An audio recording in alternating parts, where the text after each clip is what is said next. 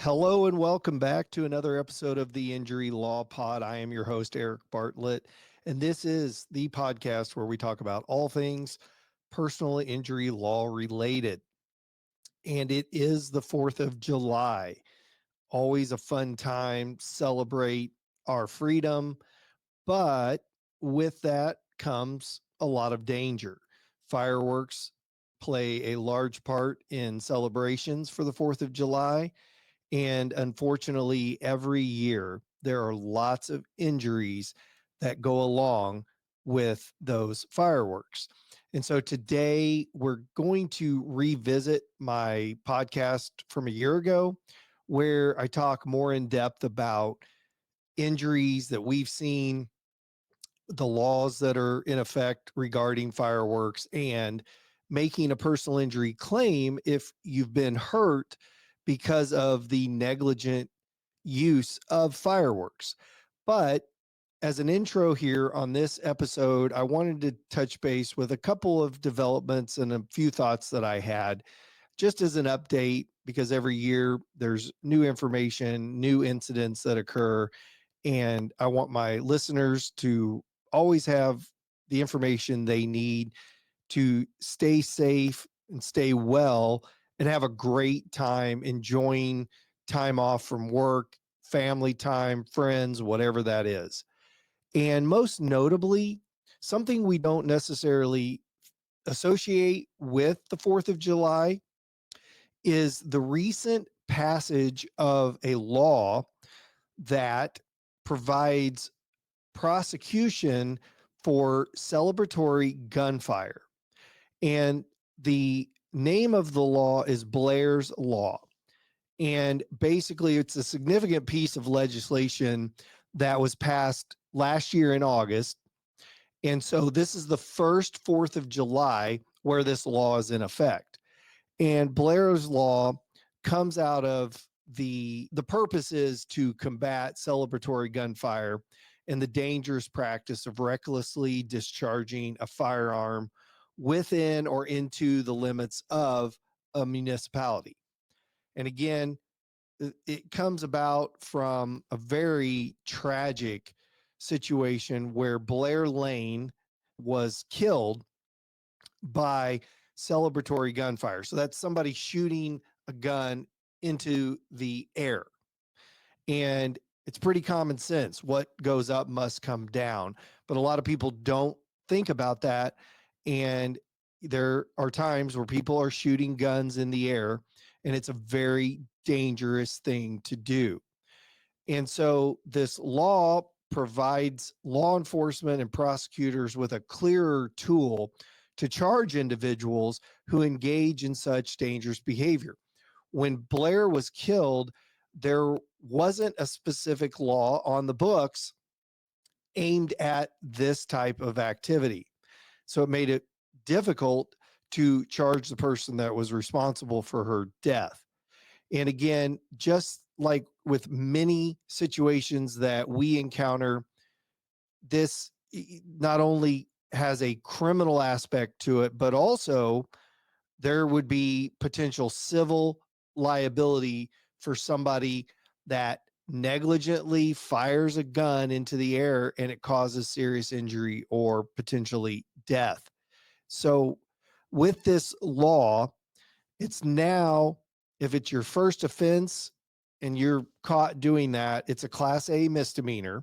So that can result in up to a year in jail and or a fine. If you are found to do it again, it's a class E felony, which can result in up to 4 years in prison. Finally, if there's a third offense, it's a class D felony and it could result in up to 7 years in prison. Now, there are some exceptions to the law.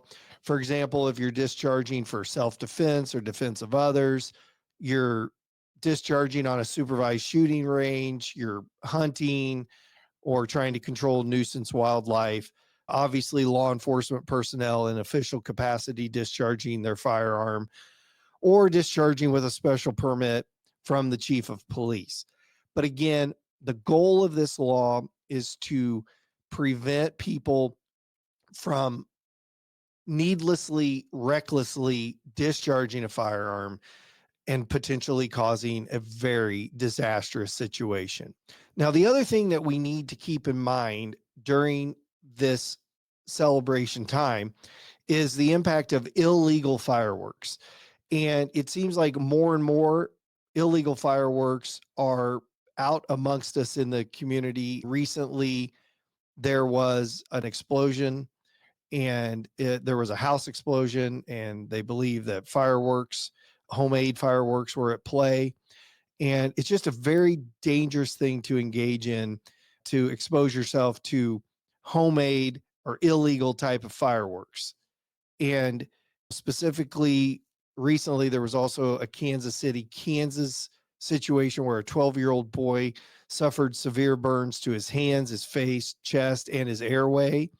And a 13-year-old sustained major hand injuries after allegedly illegal fireworks were detonated prematurely late at night. Then there's also been one where teenagers were hurt by fireworks that may have been sold illegally. Investigators are looking into whether the fireworks were purchased from a licensed seller or somewhere else. But either way, that could lead to civil or criminal consequences if they were not sold by the appropriate individuals and in a licensed manner.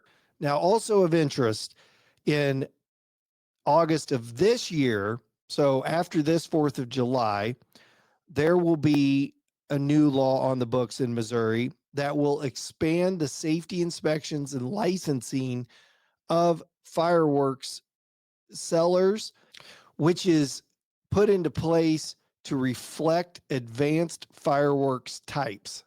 So the lawmakers have created a more comprehensive mechanism to try and control what fireworks are making it into the hands of everyday people.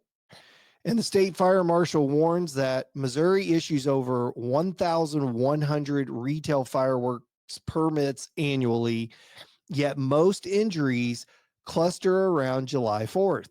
And in 2024 alone, there were over 300 people treated statewide for firework injury. What are the key takeaways here? Kids are the ones that are most frequently hurt. And again, I mentioned those teenagers that were hurt. These news incidents just demonstrate that teens that are involved suffering life-altering injuries.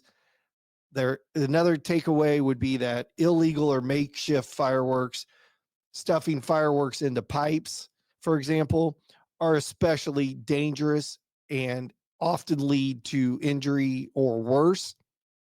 And finally, there are regulatory reforms that have been put in place to boost public safety through training, inspections, and clear definitions. Missouri's 2025 fireworks season underscores the need for legal compliance and safety, especially chilling given the serious injuries to these teenagers. If you're handling fireworks, remember this: always buy from only licensed retailers. Follow the safety instructions. They're there for a reason, and keep children and teens appropriately supervised.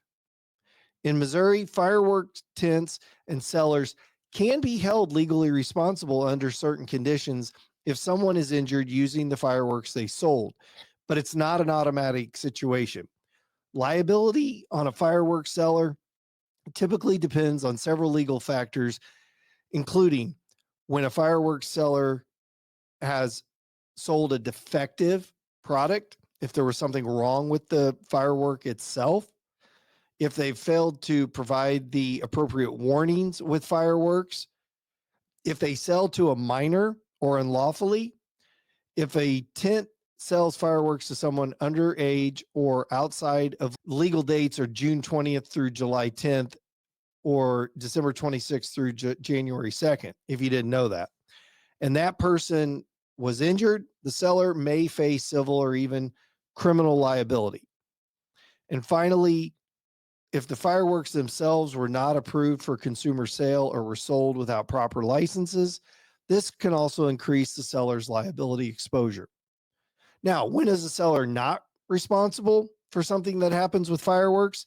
If the buyer misused the fireworks, they lit them improperly, they ignored instructions, they altered them, they were using them as some type of a weapon, something like that.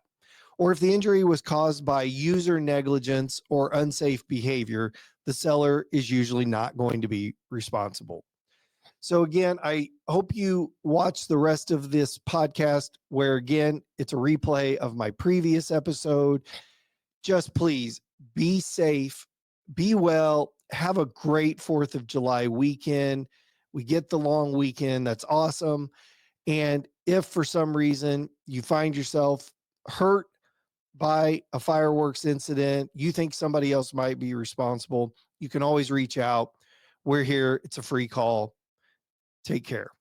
Hello and welcome back to another episode of the Injury Law Pod. I am your host, Eric Bartlett, 28-year personal injury lawyer. And this is the podcast where we talk about all things personal injury law related. And we are just coming out of June. We are in the celebratory month of July, July 4th. Obviously, a celebration of the formation of the greatest country in the world, the United States. And how do Americans do that? With fireworks. And we're not alone. We're not alone in the world. Fireworks are used throughout the world in celebration for all kinds of different things. New Year's is a big time for fireworks, and fireworks have a long history. They show that as early as 2 BC, the first fireworks were used in China, as simple as throwing bamboo sticks into fire to hear them crack and pop. So they've been around a long time, and obviously we've come a long way from bamboo sticks and fire. And now we have everything from what you and I use to the commercial grade fireworks. And again, they provide awesome sights, awesome sounds, but with them comes the potential for disaster. And I've seen it in my injury practice. We have had fireworks injury claims, and the statistics bear out that fireworks are, in fact, dangerous. Every year, there are lots of injuries. There are even deaths related to firework usage. So again, June of every year is Fireworks Safety Month. And obviously, they do that ahead of the 4th of July celebration, just as a reminder to everyone that while everybody wants to have fun, there is an inherent risk, there is an inherent danger, and it requires a moment of safety thinking when utilizing something that can absolutely cause serious injury and, again, death. The U.S. Consumer Product Safety Commission reiterates in the month of June the safety measures that should be taken when fireworks are being set off. And the statistics show that each year 10,000 people are injured due to fireworks. In 2017, most recent year that they have some more specific information, 12,900 individuals were injured. 8 people died that year. About 50% of all reported injuries are children and young adults, which is not surprising. I can personally attest that as a younger person, I handled fireworks in a pretty careless way. I've engaged in probably violating every safety measure that is put out there for fireworks. And I have suffered minor burns as a result. Luckily, nothing serious. I never knew anybody personally in my life that had a serious injury. I certainly did know people that had minor injuries, but again, in my professional life later on, I have seen some pretty serious injuries result from mishandling of fireworks. Um, should also be noted, just looking at more of the information that we have, that out of those 50% of children and younger adults that are hurt, 45% of the affected children are under the age of 14. And generally incorrect usage, as well as amateurs attempting to use professional grade or illegal fireworks, have accounted for over 1,000 injuries. Fireworks used in unauthorized areas also lead to the destruction of land and property. There's fires every year. We are currently, as I record this, in more of a dry period. So the risk of fire from fireworks is enhanced this year. So again, it's really necessary, because if you don't think about it and you do use fireworks in an unsafe manner, it just increases the likelihood that there's going to be something come from it that nobody wants and you can't go back from it. And so again, there's usually in the month of June, the U.S. Consumer Product Safety Commission and local fire departments generally release instructions on fireworks safety rules. Unfortunately, largely ignored, but they're out there for a reason. And some of those are, again, all very common sense stuff. But you should always buy and use legal fireworks that are safe for you to operate. Again, never allowing kids to set off fireworks by themselves. Obviously, there should be supervision, ensuring that teenagers using fireworks equipment are accompanied by an adult and they're following precautions, maintaining a safe distance and or keeping away from the fire off point of a firework, and don't rub or put pressure on any injuries or give any type of painkillers. Instead, you should take someone that's been injured in a significant manner to an emergency room immediately.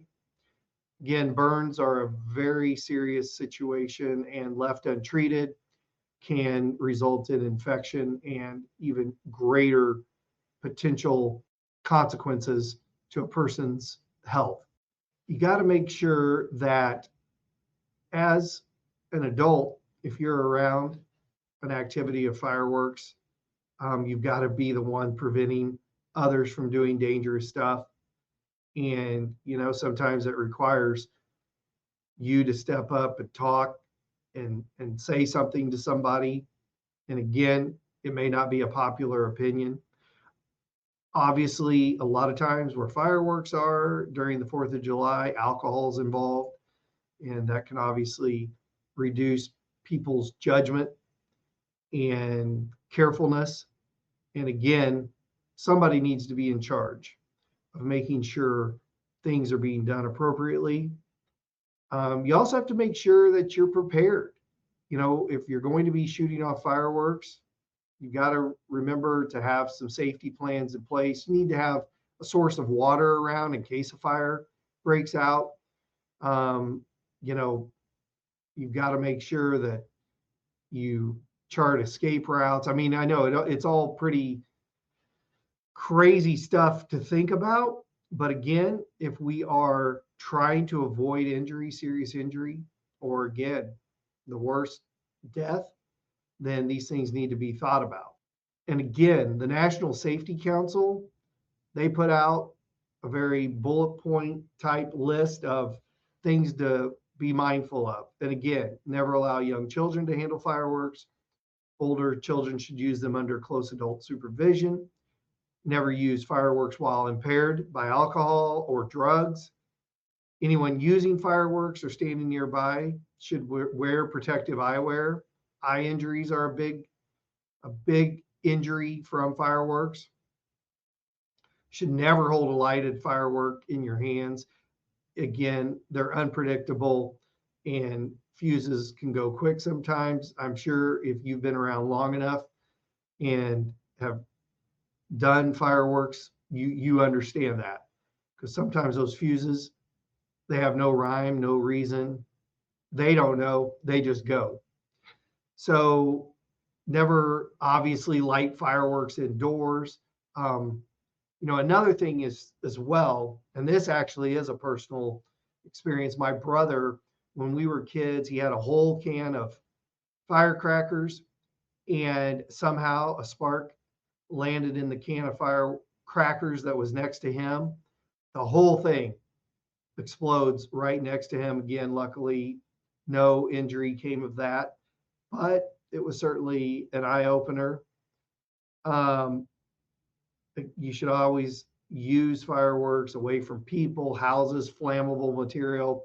Again, that just kind of goes back to what I just talked about with my brother, not even thinking right that having the can of firecrackers next to where he's shooting those firecrackers would be an issue, but it sure was. Um, Again, never pointing or throwing fireworks at another person. And I know uh, these things all seem fun in the moment. Again, I've been there and I've done it. And thank goodness I'm able to sit here today and say, walked away without hurting anybody or hurting myself. Um, Again, lighting only one device at a time, maintaining that safe distance after you've lit the firework, never ignite devices in a container. Sometimes everybody thinks it's fun that you try to blow something up. I know people make their own bombs out of, for example, sparklers. You can make bombs out of those. And I do know somebody that did that. And again, luckily avoided serious injury, but it did blow up on them. They were right there and definitely experienced hearing issues for a while, avoided any serious burns or anything like that. Um, if a firework malfunctions, consider it done. Don't try to relight it or handle it for any short amount of time, because you just don't know. And again, when you're done, it's suggested that you take all those spent fireworks, unused fireworks, you soak them before disposing of them so that something isn't smoldering, and you throw it in the trash and then it catches fire. Again, keeping water nearby, whether that's a bucket or a hose, in case something happens. And again, illegal fireworks, which they're out there, they can be purchased, and you're taking a big risk because they're not meant to be used. That's why they're illegal. And talking about sparklers, those things are hot. Those are one thing that a lot of people feel like they can give their kids because they don't explode. They can hold them in their hands while they burn down. But that is one of the big injury producers for young children is sparklers. And whether people give them to their kids along parade routes or just while they're shooting off other fireworks, they're really potentially dangerous because sparklers burn at about 2,000 degrees. And that is really, really hot. That's going to melt anything that comes into contact with on contact. So, we're talking hot enough to melt some types of metals.